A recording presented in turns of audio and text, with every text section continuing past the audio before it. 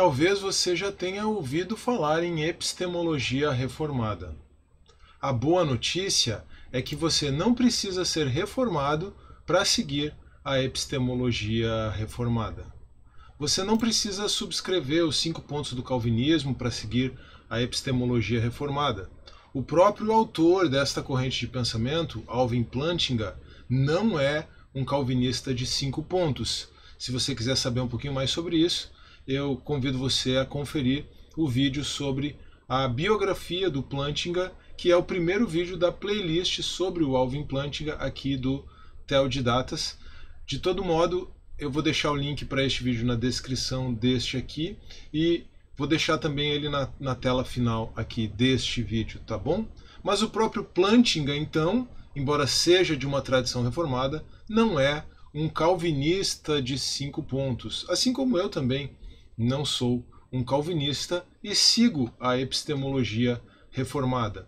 Então, você pode ser arminiano e seguir a epistemologia reformada. Você pode ser molinista e seguir a epistemologia reformada. Você pode até ser pentecostal, quem sabe até mesmo católico romano ou ortodoxo, né, da Igreja Oriental, e seguir a epistemologia reformada. Não existe nenhuma incompatibilidade entre uma coisa e outra. Mas o que é a epistemologia reformada, então? É a perspectiva desenvolvida por Alvin Plantinga, segundo a qual a crença em Deus pode ser considerada racional aqui em sentido amplo, tá bom? Justificada, ou melhor dizendo, avalizada. A crença em Deus, então, pode ser considerada racional nesse sentido mais amplo, sem a necessidade de evidências ou argumentos. Mas por que essa epistemologia é chamada de reformada, então? Porque o próprio Plantinga, embora não seja um subscritor dos cânones de Dort, como eu mencionei, é de uma família de tradição reformada e estudou e deu aulas, numa instituição reformada, a Calvin College, hoje Calvin University. Além disso, grande parte do pensamento do Plantinga está fundamentado na tradição reformada. De nomes como Kuyper e Dooyeweerd, representantes do neocalvinismo holandês, o Plantinga assimilou a ideia de que não existe tal coisa como abordagem religiosa neutra. Qualquer perspectiva científica, filosófica e particularmente epistemológica, lembre que nós estamos falando de epistemologia, depende dos compromissos religiosos de alguém, ainda que esses compromissos sejam claramente contrários à religião e, portanto, continuem sendo compromissos religiosos. De João Calvino, Plantinga incorporou as ideias de sensu divindade, ou sensus divinitatis em latim, e também a ideia do testemunho interno do Espírito Santo, ou as ideias de sensu divinitatis e de testemunho interno do Espírito Santo.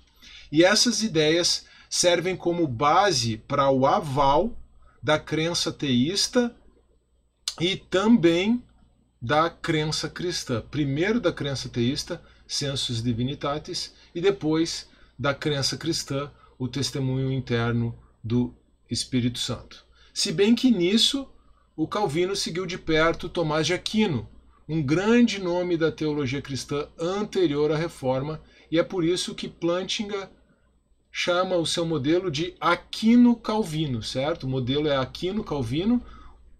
O primeiro passo do modelo é chamado Aquino-Calvino, o segundo passo do modelo é chamado Aquino-Calvino estendido.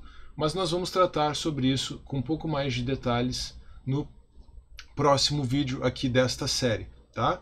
Aquilo que João Calvino identificou como sensus divinitatis, Tomás de Aquino chamava de conhecimento geral e confuso de Deus.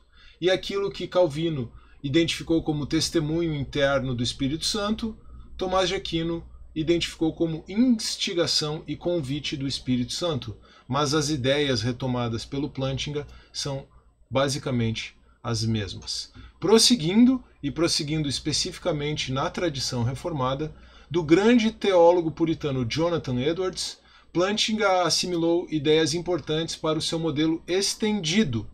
O modelo aqui no Calvino estendido é aquele modelo que se volta para o aval da fé cristã de forma específica. Primeiro nós temos o aval da fé teísta, da crença geral em Deus, e depois nós temos o aval da fé cristã, da fé distintamente cristã.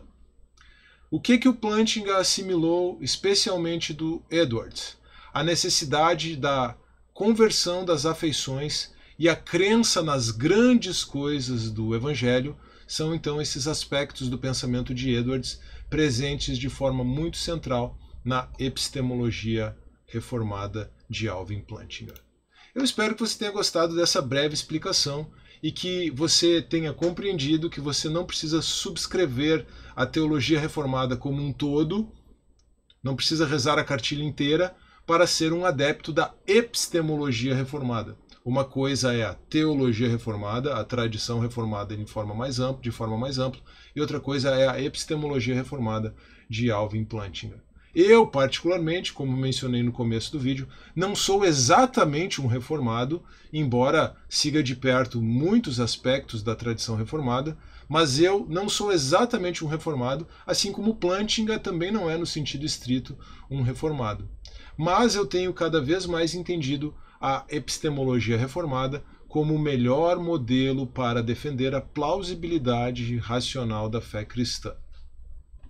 Se você quiser entender um pouquinho melhor a epistemologia reformada, eu convido você a conferir o próximo vídeo desta série, no qual, como eu já mencionei, eu vou explicar com mais detalhes o modelo Aquino-Calvino.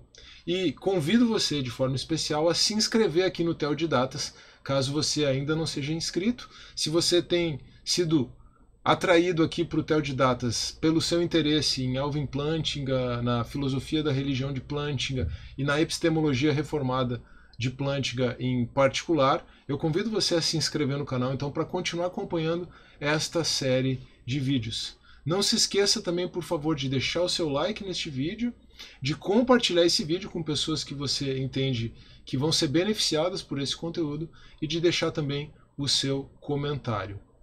Um grande abraço, que Deus abençoe e até a próxima.